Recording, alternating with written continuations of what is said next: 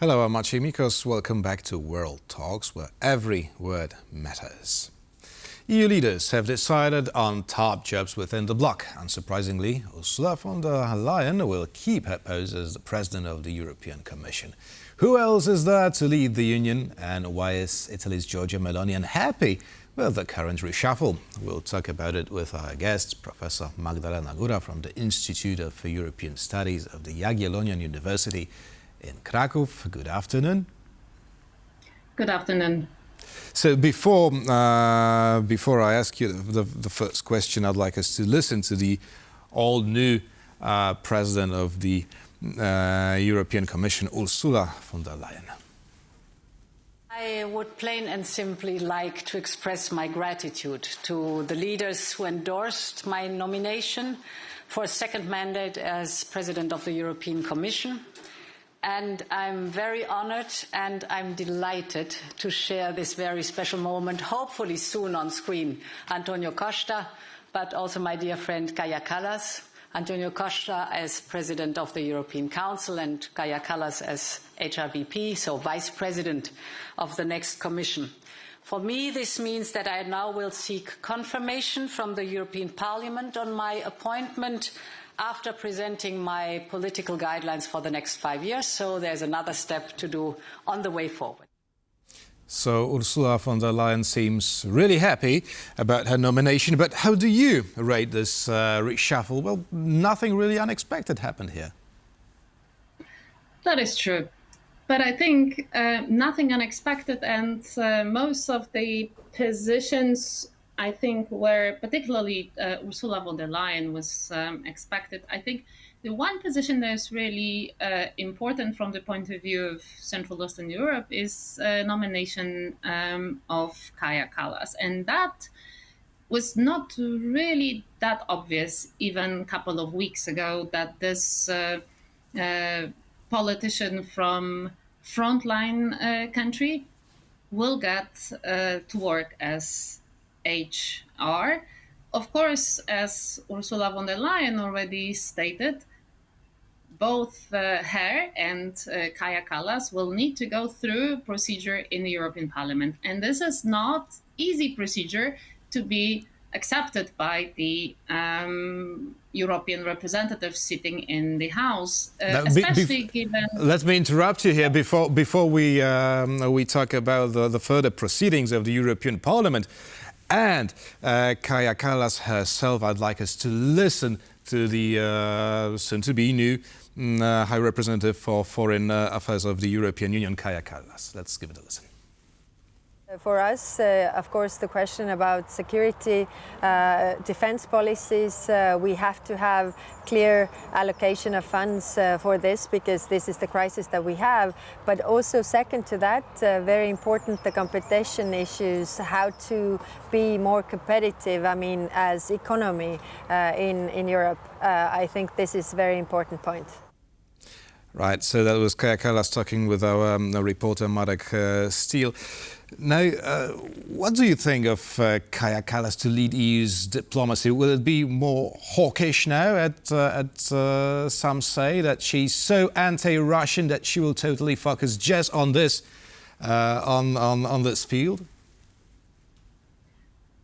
I think this is really a very good choice in terms of politicians, and I sincerely believe that Kaja Kallas will try to be a European High Representative that is taking into account views of all of the member states, because that's how the institution is designed. So even if she is well known and already dubbed by some media as an Iron Lady or incoming Iron Lady of European foreign policy, she will need to take into account the preferences of all of the member states. And of course, her views on Russian aggression on Ukraine, her views on what stance EU should take will have an impact. And this represents in many instances also, to some extent, this shift of gravity, as some call it, towards Central and Eastern Europe following the events of 2022.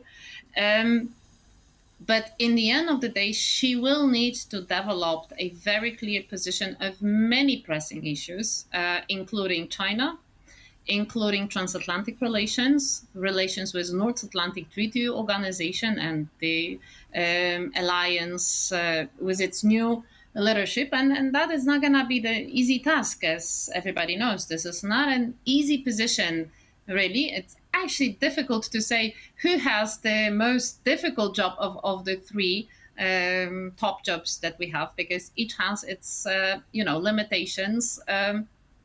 And I think for Kaja Kallas, it's going to be primarily how to marry really very different views of member states. So I think it's only time will show how skillful she is to do it in the end of the day. But I'm really very happy that she represents the Central Eastern European views. It's really high time for that part of Europe to be represented in top jobs in foreign policy. Just to remind that it was the two Spaniards, British and Italian, who occupied the position of High Representative before the Lisbon Treaty and after the Lisbon Treaty. So it's high times to give it to someone from that part of Europe. Mm-hmm. And well, it's kind of surprised me that you said that probably Antonio Costa may have the most difficult of these jobs. Well, how do you rate this nomination? It is, if you're actually trying to assess how those jobs are functioning, I think the position of Antonio Costa, of the president of the European Council, is really given that you need to build a consensus among 27 leaders of member states. I think it might actually be one of the most difficult, in the sense of, there is a proverb or description in English that if you are bringing difficult or different views into one, you are trying to herding cats. And I think that to some extent well represents what is going to be the Antonio Costa's job in the forthcoming years.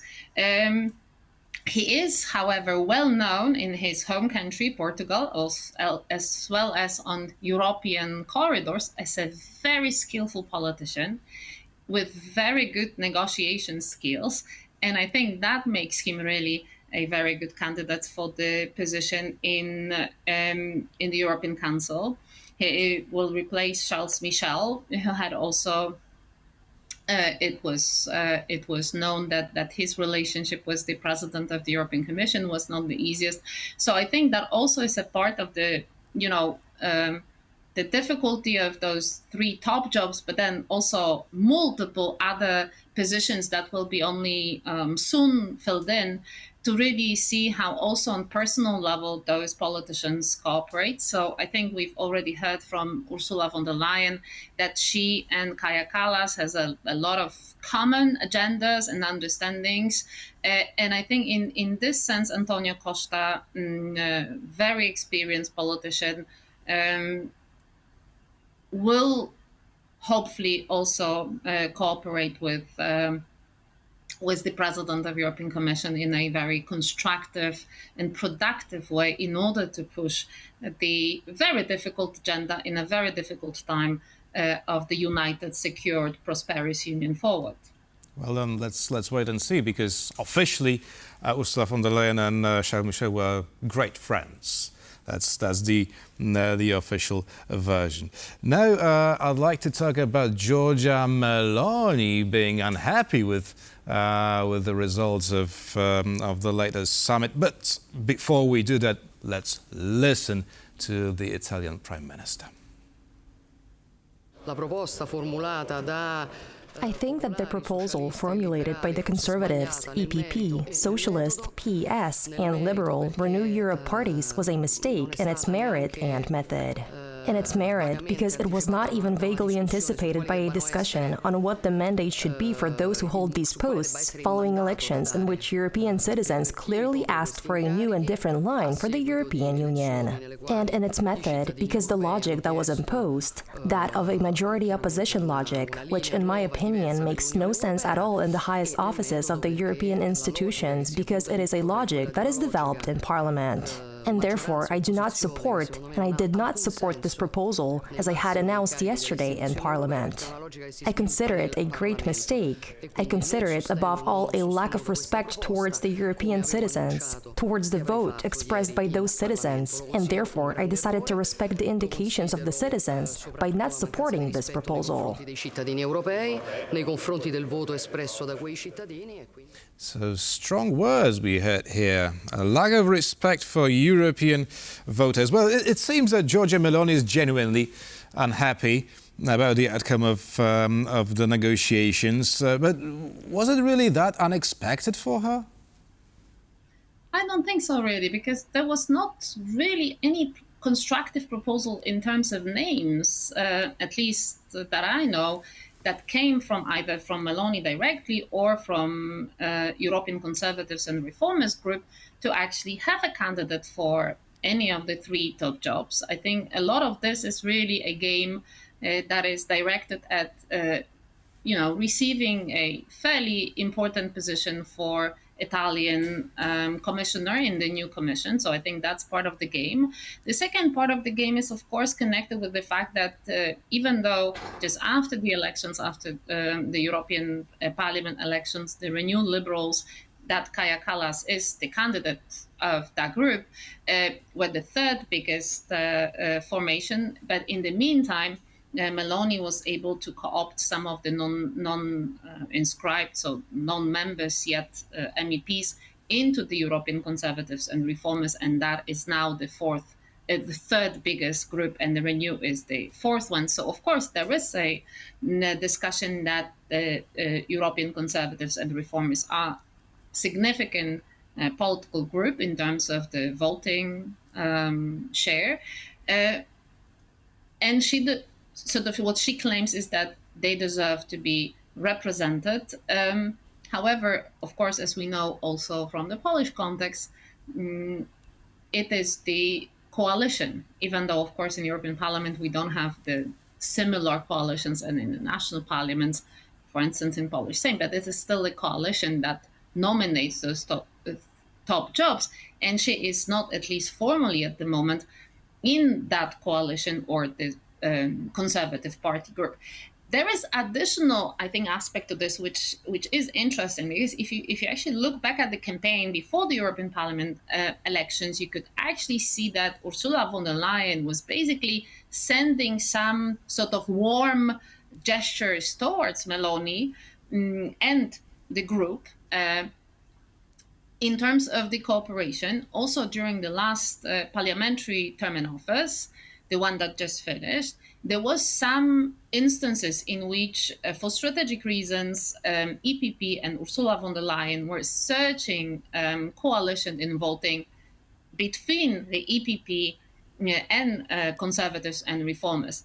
On the other hand, the Greens were basically accusing von der Leyen of sort of going into some sort of a cooperation with the group that they do not accept. So I think for now, what Meloni is trying to achieve is to sort of strengthen the group, but also kind of show very clearly that she sort of needs to be taken into account, and the group that she is with in the European Parliament in this voting. And I think that brings us clearly to the nomination or the formal voting for the President of the European Commission, as well as each commissioner of that incoming European Commission in the European Parliament, because of course the three groups that were listed, EPP, Socialists and Liberals, they have technically a minimum votes to pursue.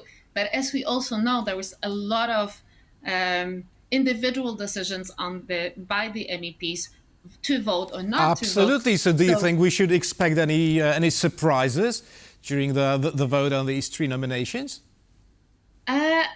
Well, the history of those institutions, particularly HR, tells us that we should be very careful. So Kaja Kallas will go to the AFET Committee on Foreign Affairs, to the European Parliament. She will be heard there. And this is known committee of taking this job very seriously. So I think she's gonna have a tough exercise in front of her to convince the MEPs that she deserves that position. When it comes to the Ursula von der Leyen, I think there is a counting in progress in terms of who exactly is going to vote for her on the mid-July voting, because the parliament first votes on her as a candidate, and then she works with the member states on co-opting and creating the commission, and then the commissioners or candidates for commissioners are coming back to the House for the voting. I would expect some strong negotiations with the Meloni and ECR in terms of the portfolios of commissioners, just to make sure that von der Leyen has a little bit more than only what she has in the three groups that support her. Strong negotiations await the soon-to-be president of the European Commission. Professor Magdalena Góra from the Institute of European Studies of the Jagiellonian University in Krakow was our guest today. Thank you very much, Professor. Thank you very much.